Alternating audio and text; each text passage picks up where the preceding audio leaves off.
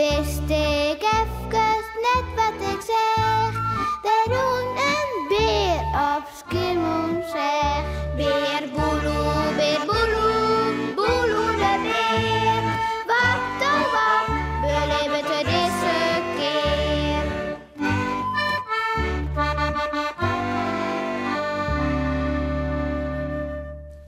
Een nijhoes.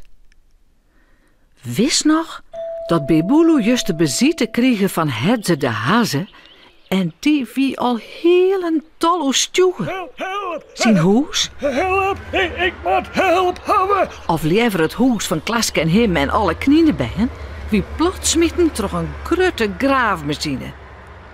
En nou hieren ze neer meer. Alles is vlot.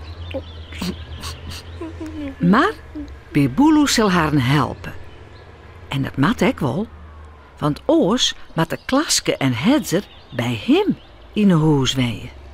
Miauw, krijg. En dat is net zo best. Met al die best. Beboeloe rent gauw naar Omke Willem. Hoi, Omke. Hé, ben je boer, jongen? Wat brengt hij hier? Vreeg het Omke Willem. En Beboeloe vertelt het hele verhaal. Oké, maar dan zal ik Hedder gauw helpen, hè? Ja, ik ga nog een al hout liggen. En ik weet ik wel een mooi plakje voor het naaienhoes. Ze rennen erheen. Nou, hé, wat zei je ervan, jongen? Is dit mooi of net? Ze staan tussen twee duinen bij Omke Willem achterhuis. Oh, prachtig, Omke. Ik zal het je Hedder zeggen. Dat, even later binnen Hedzer en Omke Willem al hut aan het werk. Ja, zei jongen. Ik zal je even wat gaten graven. En dan kist u daar omheen werken, hè? Ja. Ja, Willem. Dat is goed. Ik zal eerst de planken op maat zeggen.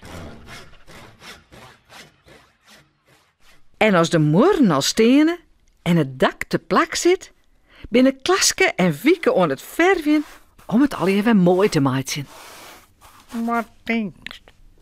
Als ik het nou eerst wit maakje, dan kist er wel wat mooie bloemkes op verven. Is het net zo? Ja, Klaske. Leuk werk nou. Op een morgen verven. Soms maar het dus nooit. Dan is alles klaar.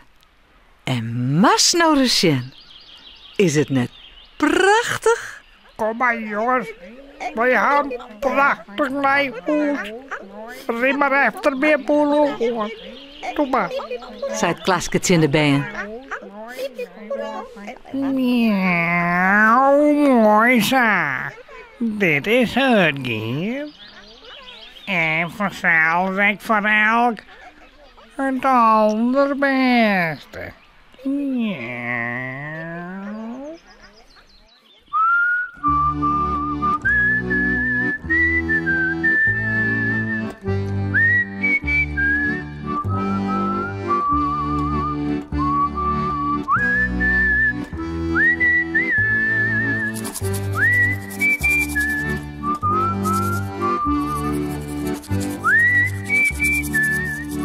En vooral lekker sliepen.